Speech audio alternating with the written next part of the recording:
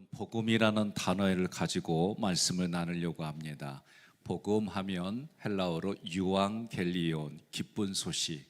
우리에게 무엇이 기쁜 소식인가? 이 복음에 대해서 많은 분들이 생각할 때 내가 잘 먹고 잘 사는 방법이다. 또 천국에서 영원히 복을 받는 방법이다. 이렇게 생각하는 분들이 있습니다. 또 이렇게 하려고 나에게 주신 분이 예수님이기 때문에 그 예수님을 잘 믿으면 이 땅에서 잘 먹고 잘 살고 천국에서도 복을 받는다. 그렇게 생각하는 분들이 계세요. 이렇게 생각하셨다면 오늘부터 복음이라고 하는 말씀, 그 의도를 다시 내 생각의 개념으로 가지시기를 바라겠습니다. 복음은 사람들이 예수 십자가를 지고 따라가야 한다. 그래서 내가 수행을 해야 돼. 내가 고행을 해야 돼. 수도자적인 삶을 살아야 돼. 그렇게 이해하는 것도 다시 한번 생각해야 됩니다. 복음은 좋은 소식이라고 말할 때에 좋은이라는 말을 하나님 입장에서 좋은 것을 생각해야 돼요. 내 입장에서 좋은 것 생각하면 조금 전에 말했던 그런 생각을 가져요. 그런데 그것은 성경이 말하는 의도가 아니에요. 하나님 입장에서 좋아하는 것은 무엇이냐? 우리가 하나님의 마음을, 하나님의 생각을 아는 것이에요. 여러분과 제가 성경을 읽어보면 너희는 여호와 하나님을 기억하라. 너희는 마음과 뜻과 정성을 다하여 주 너희 하나님을 사랑하라. 이런 구절들을 보게 되면 내 기준에 좋은 것이 아니에요. 제가 가끔 이렇게 말씀드렸어요. 며느리가 시어머님한테 너무 좋아하는 거 드렸는데 욕만 얻어먹었어. 알고 보니까 이 며느리는 아주 단 거를 좋아해서 한여름에 냉장고에다가 아주 달달한 거를 시원하게 해가지고 시어머님이 모처럼 오셨는데 시원한 달달한 거 드렸더니 화를 내. 왜? 당나라에 입당하셨거든. 당이 너무 높아요, 수치가. 그러니까 그 얘기는 좋은 걸 준 게 아니에요. 자기가 당을 앓고 있기 때문에 그 혈액에 도움이 안 돼요. 그러니 불편한 마음이 되는 거예요.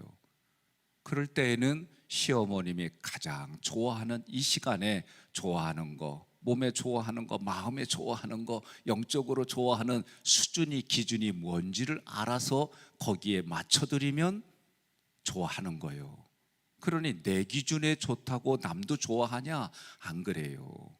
하나님과의 관계도 마찬가지예요. 내 기준으로 하나님을 접근하는 것이 아니라 하나님이 말씀하시는 그 기준에 내가 순종하고 따라가야 그게 하나님 보시기에 좋았더라. 그렇게 말씀하시는 거예요. 그래서 하나님의 마음과 하나님의 생각을 아는 거예요. 자녀들이 성장했어요. 이제 가정도 이루고 자녀도 낳았어요. 그런데 그 자녀들이 이제 부모님을 이렇게 대할 때에 내 기준으로 부모님을 대하는 것이 아니라 부모님이 이제 점점 연로하시면서 육체의 힘도 없어요. 마음에는 그렇다고 욕구가 다 사라지냐? 안 그려. 얘기만 안 할 뿐이요. 그리우. 그렇죠. 그런데도 자녀들은 자기 기준에서만 얘기하고 생각하면 부모님들은 불편하지만 말 안 해. 매일매일 어떠세요? 전화드리더라도 나 괜찮어. 그런데도 에구구, 그게 현장이잖아요. 자녀들이 마음에 불편할까 봐 속 얘기 잘 안 해요. 나도 이제 깨달아 그거를. 그러니 하나님과의 나의 관계도 내 기준으로 접근하는 게 아니라 하나님, 하나님의 기준, 지금 상황, 지금 정황도 하나님 보시기에 어떠하더라. 하나님 이 상황에 어떻게 했으면 좋겠어요. 우리는 그렇게 접근해야 되는 거예요. 그래서 좋은 소식은 하나님의 뜻과 마음이 우리에게 알려지고 알아져서 타인에게 그것이 흘러가게 하는 것이 좋은 소식, 복음이다. 다시 말하면 하나님이 하신 일을 사람에게 알리는 거요. 하나님이 하신 일이 좋은 것을 나에게 깨달아지는 거요. 그것이 뭐냐? 한마디로 하나님은 사랑이시다. 그 사랑이 알아지고 깨달아지고 그것이 나에게 감동이 되고 그것이 어떤 것과도 비교할 수가 없어서 다른 사람에게 그것이 하나님의 사랑이야, 이것이 하나님의 사랑이야 라고 말하는 거. 그게 뭐냐? 한마디로 십자가의 사랑이다 얘기하는 거예요. 예? 십자가. 그래서 십자가는 나의, 쉽게 말해서 마태복음으로 표현한다면은 그 예수님을 구하고 찾고 두드리는 것이 산상수훈의 결론이에요. 그런데 그 예수님을 왜 구하고 찾고 두드리느냐? 예수님이 생명이기 때문에 그래요. 그 생명이 나에게 임하면 예수님이 안수해줘요. 다른 말로 말하면 예수님의 말씀, 하나님이 주신 예수님의 말씀이 내게 들려요. 그게 안수하는 것과 같은 모습이에요. 그래서 그 말씀이 내게 임하면 내 육체의 질병을 걷어가. 예수 믿으면 아우 병이 안 걸려요. 저는 그렇게 말 안 해요. 우리가 살다 보면 병 걸릴 수 있어요. 시편에도 나와 있어요. 하나님의 영광을 위하여 병에 걸리기도 해요. 죄를 져서 병에 걸리기도 해요. 오염된 지역에 들어가서 병에 걸릴 수 있어요. 과로해가지고 병에 걸릴 수 있어요. 그러나 하나님은 뭐라고 말씀하시느냐? 그 하나님께 구하고 기도했더니 그 병을 거둬가신다. 그렇게 저는 성경을 문법으로 보니까 그렇게 표현되어 있어요. 우리에게 병에 걸릴 수 있지만 전지전능하신 하나님은 그 육체병도 걷어가시고 마음에 내가 병으로 받아들여서 화병이 생기고 상처로 내가 가지고 있는 그것도 생명의 말씀으로 걷어가시고 죽어가고 잠자는 영혼도 소생케 해주시고 소생케 해주시는 하나님의 은혜가 있다. 그 하나님의 은혜가 내가 살아가는 삶의 정황에 때를 따라 도와주시는 은혜가 있다. 너희는 이 새벽에 때를 따라 구하는 그 은혜를 구하라. 그리하면 하나님이 구하는 대로, 찾는 대로, 두드리는 대로 얻게 해주시고 발견하게 해주시고 열리게 해주신다. 이게 성경의 약속이에요.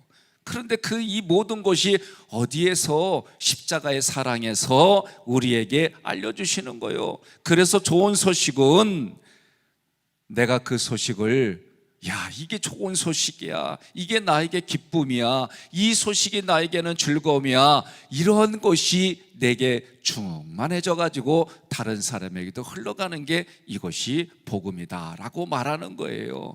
그렇다면 그 십자가의 사랑이 누구냐라고 할 때는 예수님이다. 예수가 나에게 그리스도이다. 예수가 나에게 메시아이다. 이것이 복음이에요. 여러분, 우리가 TV에서 참 감동되는 모습을 보거나 또는 드라마나 이런 것들을 보게 되면 좋은 얘기들 얘기해요. 좋은 거 먹으면 이거 맛있어 얘기해요. 내가 뭔가 좋은 것을 유익이 되어지면 그 얘기를 대부분이 해요. 우리의 영성도 그래야 될 줄로 믿습니다. 이 좋은 소식이 이스라엘 백성들에게는 구약으로부터 좋은 소식은 이런 개념이야, 이런 걸 가지고 있었어요. 그래서 구약에서는 좋은 소식은 바사르라고 하는 히브리어예요. 이 바사르는 좋은 소식을 가져오다, 전하다, 그런 뜻이에요. 이 바사르는 살, 육체, 그런 의미를 가지고 있어요. 다시 말하면 예수님 그분이 복음이다, 그런 얘기예요. 무슨 얘기냐면 소식을 가져온 살, 소식을 가져온 육체가 예수님이다, 그 얘기예요. 예수님이 사람의 아들로 이 땅에 태어났어요. 그 육체를 가져온 그 육체가 우리에게는 좋은 소식이다, 이 얘기를 하는 거예요. 여러분, 이 표현은 조금 부적절해. 그래도 고기에도 등급이 있지요. 고기 안 드셔보셨어요? 왜 고기에도 등급이 있잖아요. 뭐 한우는 A2 플러스 뭐 이렇게 등급이 있어요. 예? 우리가 육체를 위해서 고기를 먹더라도 좋은 고기, 그렇지 않은 거 등급이 있는 거 알아요. 자, 이 살이 그냥 우리 몸의 살이라고 하는 이 살이 좋은 소식이다라는 의미는 예수가 이 땅에 육체로 오신 그 예수가 나에게 좋은 소식이다. 그 예수님이 사람의 아들로 오셨다. 독생자 아들로 오셨다. 사람의 남자의 도움을 받지 아니하고 성령의 도움을 받아 이 땅에 잉태되어 태어나셨다. 그분이 나에게는 좋은 소식이다. 그런 개념이에요. 이사야 52장 7절 함께 봉독합니다. 좋은 소식을 전하며 평화를 공포하며 복된 소식, 좋은 소식을 가져오며 구원을 공포하며 시온을 향하여 이르기를 내 하나님이 통치하신다 하는 자의 산을 넘는 발이 어찌 그리 아름다운가. 아멘. 그래서 여기에 쓰였던 바사르, 이게 살, 그런 의미도 있지만 좋은 소식을 가져오다라는 뜻이 있어요. 그러면 복음은 복된 소식이다, 구원의 소식이다, 이스라엘 백성들에게 기쁜 소식이야, 이런 개념으로 이 단어가 쓰일 때에 세 가지 경우에 나라적으로 곡간을 풀어가지고 먹을 걸 줬어요. 첫 번째는 왕이 즉위식 할 때에, 그래서 왕이, 그래도 우리나라도 대통령이 되면은 뭐 사면 내리기도 하고 이런 개념처럼 구약의 백성에게도 왕이 될 때에 나라의 곡간을 풀어가지고 먹을 걸 준 거예요. 두 번째는 제사장이 임직할 때에도 나라의 곡간을 풀어가지고 잔치를 했어요. 오늘 우리가 애경사를 이렇게 보게 되면 어떻게 해요? 초청해서 함께 식사하고 선물도 마음을 담아서 주고받기도 하고 그렇지요. 전쟁에서 승리하면은 전리품이 있어요. 그래서 그 전리품을 가져와서 나눠줬어요. 그래서 구약에서 복음이다, 이 바사르가 쓰여서 기쁜 소식이다, 그럴 때는 왕이 즉위할 때, 제사장이 즉위할 때, 전쟁에서 이겼을 때에 전리품을 나눠주고 먹을 걸 준 거예요. 이 세 가지 기쁜 소식은 한마디로 오실 예수님의 모형이에요. 그래서 구약은 오실 예수님을 모형으로 예표함으로써 우리가 깨달아지는 거예요. 그러나 여러분과 저는 오신 예수님, 그 오신 예수님이 하나님의 말씀을 전하고 죽기까지 순종해서 복종하시고 그분이 승천하셨어요. 승천하셔야만 오늘 우리에게 성령님이 오시는 거예요. 그래서 내 마음에 성령님이 계시는 분들은 예수님이 나의 주님이세요. 그 예수님을 위해 나는 하나님께 영광 돌리려고 이 땅 사는 거예요. 이런 것들이 알아지는 것은 성령이 내 안에서 그렇게 깨닫게 해주시고 알게 해주시고 그런 역할을 해주셨기 때문에 우리 입으로 고백하는 거다라고 성경이 기록이 돼 있어요. 그래서 우리는 왕은 어떤 분 역할이에요? 너희는 왕 같은 제사장이 양이다 라고 할 때에 구약의 왕을 보니까 하나님 나라의 백성들을 지켜요. 그들을 돌보는 거예요. 그러니 왕 같은 제사장이다 라고 할 때는 어렸을 때부터 찬양하는 거, 왕 나는 왕이다 라고 할 때에 나는 어떤 거 하는 거요? 하나님의 백성을 지키는 거요, 하나님의 백성을 돌보는 거예요. 그게 왕이라는 거예요. 제사장은 하나님과 사람 사이에, 사람이 하나님 앞에 직접 나갈 수 없으니까 완충 역할을 하는 거예요. 하나님이 사람을 보면 그 죄 때문에 죽임을 당한다라는 의식이 구약에 있어요. 그러니 그 죄 많은 죄 지은 백성을 위해서 대신 중보하는 거요, 그게 제사장이에요. 그래서 제사장은 중보하면서 어떻게 해요? 하나님과 사람을 하나로 만들어주는 거예요. 그래서 우리에게 대제사장이 계시니, 누가? 예수님이 하나님과 우리 사이에 대제사장이 계셔서 하나님과 나를 어떻게 하나 되게 해주시는 거예요. 그래서 여러분과 저는 신앙생활한다 하는 얘기는 내가 하나님의 성품과 하나님의 형상과 하나님의 모양을 내가 닮아가는 거요. 그 닮아가는 것은 어떻게 한다는 얘기요? 하나님이 기록된 이 말씀이 내게 마음판에 씌어져서 내 삶의 기준이 하나님의 말씀이 이런 거야. 내가 이걸 지키는 기쁨이 있고, 내가 이 말씀을 통해 내 생각과 감정과 싸워서 이기는 영적인 기쁨이 있고, 그래, 이게 전쟁에서 승리해서 나눠주는 전리품, 그런 의미예요. 그래서 여러분과 제가 마음의 양심이 발동이 돼가지고, 내가 예수님 믿으니까 내 얼굴은 하나님의 얼굴이잖아. 내가 손을 그리고 발로 내가 움직이는 그 모든 공간이 세상과 구별되어지고 분별을 가지고 살아가고, 내가 그런 의식을 기쁘고 즐겁게 내 안에서 작동하는 거예요. 이게 영적 전쟁에서 승리다라고 가르쳐 주는 거예요. 악과 싸움에서 이겼단 말이에요. 근데 실제는 뭐요? 내 안에 생각의 싸움, 감정의 싸움이 하나님의 말씀으로 이기게 해주시는 거예요. 그래서 이 세 가지가 다 구약에서는 오실 예수님을 보여주는 모형이다. 그때 쓰인 단어가 바사르다. 그래서 이 좋은 소식은 어떤 의미를 함축하고 있느냐? 여러분, 외국 사람들 중에 혹시 서로 인사하면 이렇게 얼굴을 서로 얼굴끼리 맞대고 입술로는 그냥 쪽 하는 소리 내면서 이렇게 인사하는 거 보셨죠? 이게 우리는 익숙하지 않지요? 옆에 분하고 주님의 이름으로 사랑합니다 그러면서 왼쪽 얼굴은 왼쪽, 또 마스크 써가지고 또 이게 불편하구나. 그러면 하여튼간 의미가 그런 거예요. 이해되셨죠? 예? 이 바사르란 단어 속에는 서로 얼굴을 만져주는 걸 손으로, 그리고 우리도 그렇잖아요. 요새는 이 전염병 때문에 이 감기 바이러스 때문에 그렇지만, 그래도 우리가 보면 어떻게 해요? 집에서 키우는 반려견 이런 반려묘들도 보면 아이고 사랑해 하고 쓰다듬어 주는 것처럼 얼굴을 문지르는 거예요. 그게 이들 의식 속에는 하나 되는 거예요.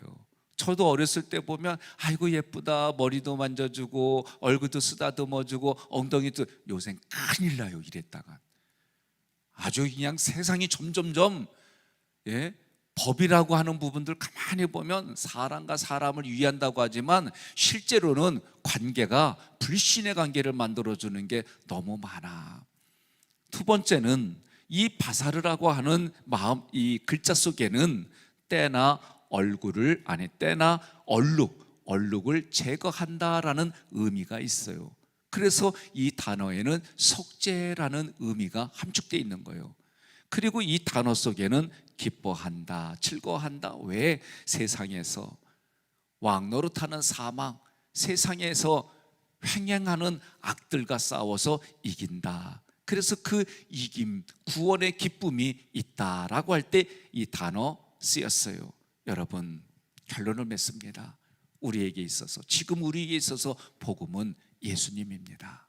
우리에게 있어서 복음은 기록된 하나님의 말씀, 그 말씀이 내가 읽혀질 때 깨달아지고, 그 말씀이 설교를 통해 지금 나에게 주시는 하나님의 말씀으로 들려지고, 그 말씀을 통해 내가 오늘 하루를 살아가고 일주일을 살아가고 남은 인생을 살아가는 것이 여러분과 저의 복음인 줄로 믿습니다. 복음은 하나님이 하신 일이 나에게 깨달아지는 거요. 그 복음은 지금 하나님이 하시는 일이 보여지는 거예요. 그 복음은 우리에게 하실 일을, 약속을 우리가 믿어지게 하는 거예요. 이 모든 것이 무엇을 통해 해주셨느냐? 십자가를 통해서 전해지고, 십자가에서 다 이루시고, 십자가에서 우리에게 약속해 주셨습니다. 복음은 평화를 공포하는 거예요. 세상이 감당치 못하는 평강, 세상에서의 평화는요, 그 평화를 유지하려면 더 큰 힘으로 제압을 해야 돼요. 전쟁에서도 지금 러시아가 침공했을 때에 평화가 오려면 러시아를 이길 수 있는 힘이 있어야 되는 거예요. 이게 강대국끼리는 핵을 쓸까봐 서로 맞대응을 안 해요. 그러나 작은 나라는 어떻게 해요? 러시아도 말하잖아요. 돈바스크인지 그쪽 지역을 자유롭게 해주려고, 평화를 주려고 침략했다고 노골적으로 얘기를 하잖아요. 그러니 세상에서의 평화는 힘으로 약한 걸 제압해야만 평화가 오는 현장이에요. 그러나 우리 하나님은, 우리 예수님은, 우리 성령님은 단어를 보니까 지금 마태복음 강해하면서 그 단어에 뭐라고 그래요? 예? 보내다라는 이 단어 에카발로만 하나만 보더라도 평화, 무력을 쓰지 아니하고 말씀으로 그런 평화가 오게 해주시는 예수님.